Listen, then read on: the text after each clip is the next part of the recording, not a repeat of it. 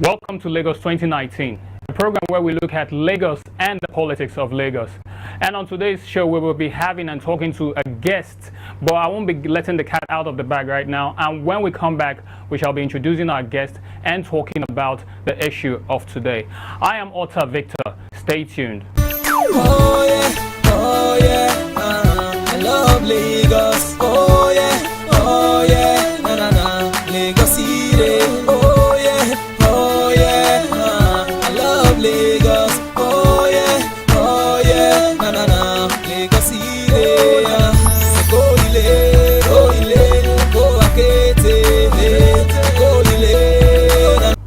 And welcome back. It's still Lagos 2019, and with me on the show today is Mr. Shijibomi Adebiyi Bennett.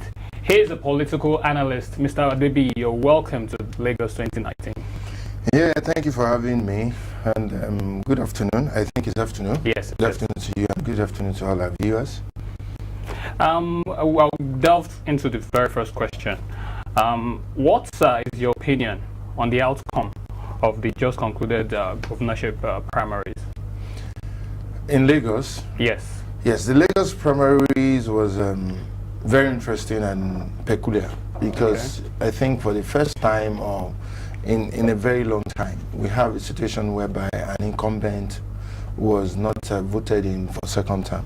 Okay. So it aroused interest from various quarters, but I think we saw the clue was there, and those signals were beginning to show from the beginning of the year and even from late last year.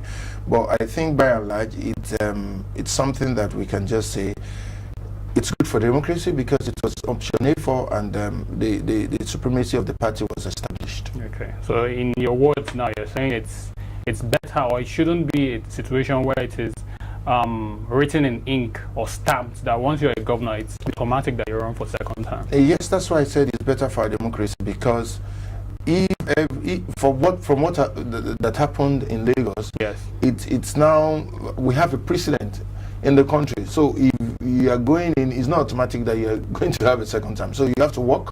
You have to work for the people. You have to work for your party. Your party has to you have to still be loyal to your party, carry your party people along, because I think the major problem that the governor has is not in in the area of infrastructural development or in the area of maybe he didn't deliver well. Is in the area of party loyalty. Okay. Is in the area of carrying stakeholders along. Is in the area of party manifesto being followed to the letter. Okay. So that's what the party is saying.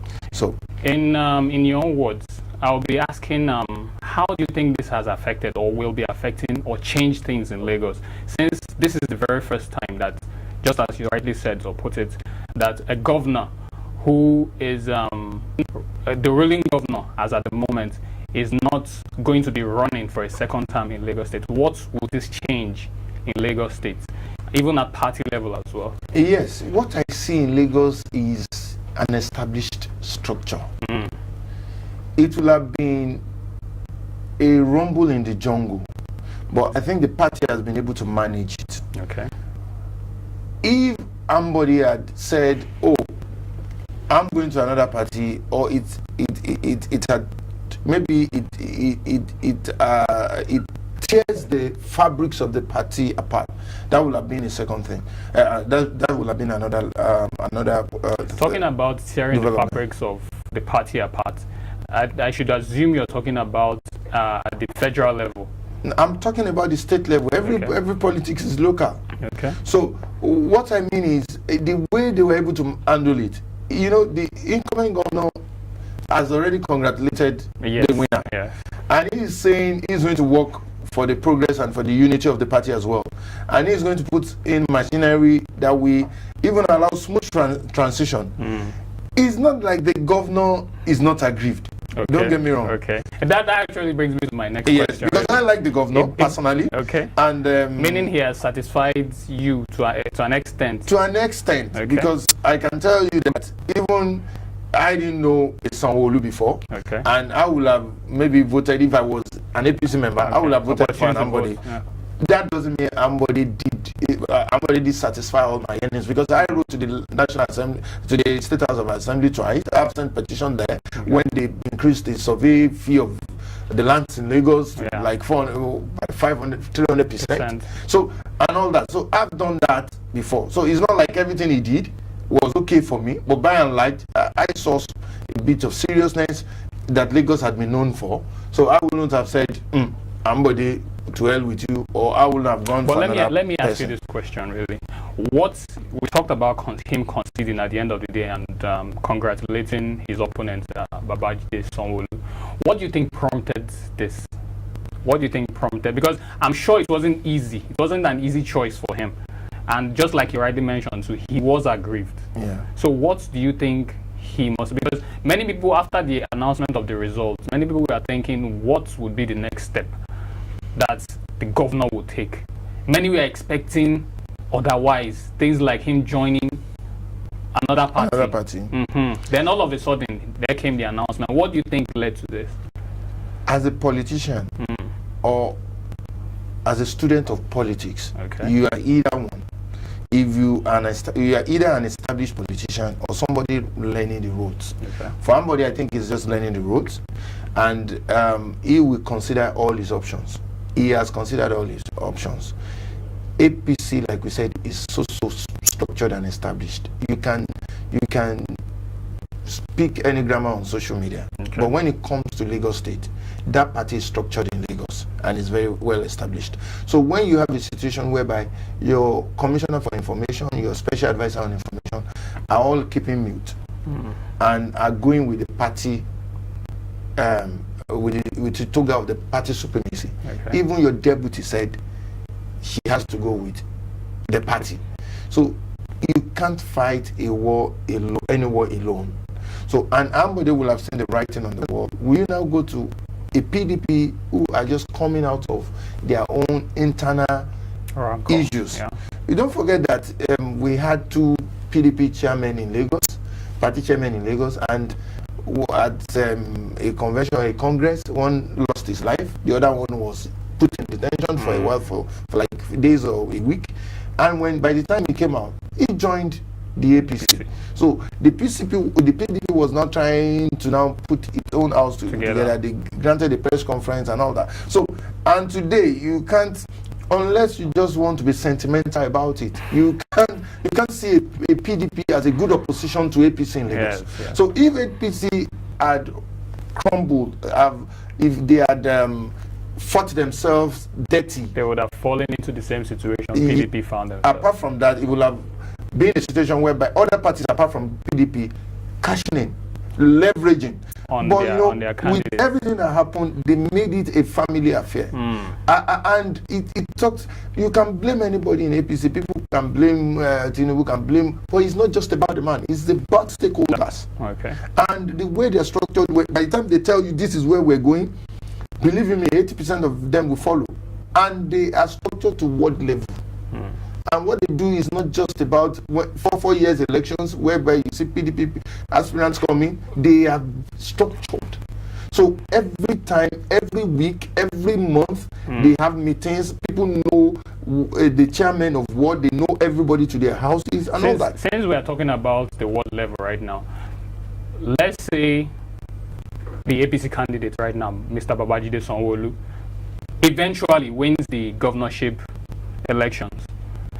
Do you think there is the chances of a bias in terms of infrastructural development in wards that had been seen to have supported his opponents during the primaries?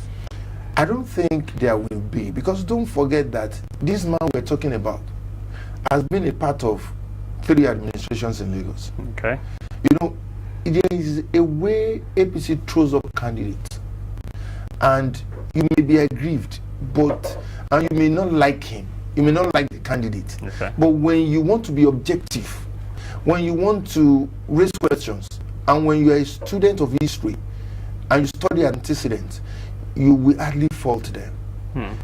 Jide Sanwo-Olu was former commissioner under Tinubu. He was a commissioner under Fashola. Even under Ambode's government, the most productive or lucrative parastatal which is Lagos State Homes, Properties and Homes. He is the head of that agency. So, having garnered enough experience, and he knows the vision from day one till now of the party. Don't forget, he's still a member of this particular government. Yeah. So he wouldn't want the vision to collapse. He is part of everything they're doing. I'll hold you on that word right now. We'll be going on a quick break, and when we come back, we'll continue with the discussion with Mr. Debi. Don't go away.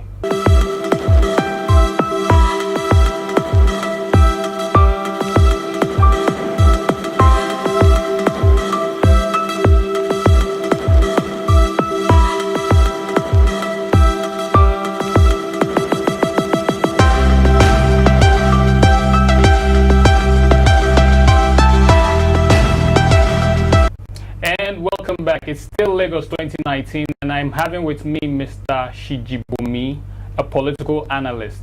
I mean, before we went on break, I had this question I wanted to throw to you, which is, if you actually left here without me asking this question, I'll be really pained.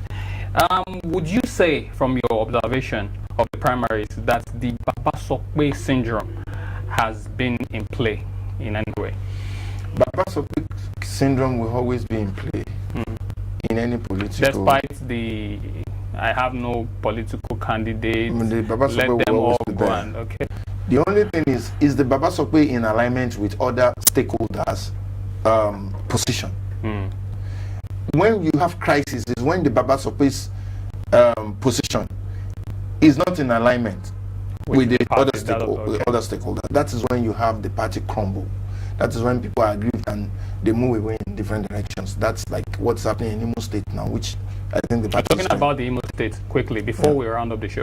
I want to ask the question: concerning these senatorial primaries for Lagos Central, where Mrs. Oluremi Tinubu stood unopposed. What do you have to say about that? There was don't let us take one candidate so that I won't I'm just, because there are so many unopposed and what the party was trying to do, from what I've seen, is that people that have supported the party at the National Assembly level, they want to retain them as much as possible. It also happened in Ondo State, Borough and the other guys. So even when the governor wasn't supporting them, they gave them automatic ticket. You can fault that because I think that is not really democratic. You can find a way to make sure that other people support and are in alignment with that position. But trust our governors, they don't want to give anything out. But that has been sorted, and that's the same thing that is happening in Lagos State, especially for some people that are very, very, that have positions that are in alignment with the party positions. Thank you very much for being our guest on today's show. And I'm sure if we call on you any other time, you'd honor our call.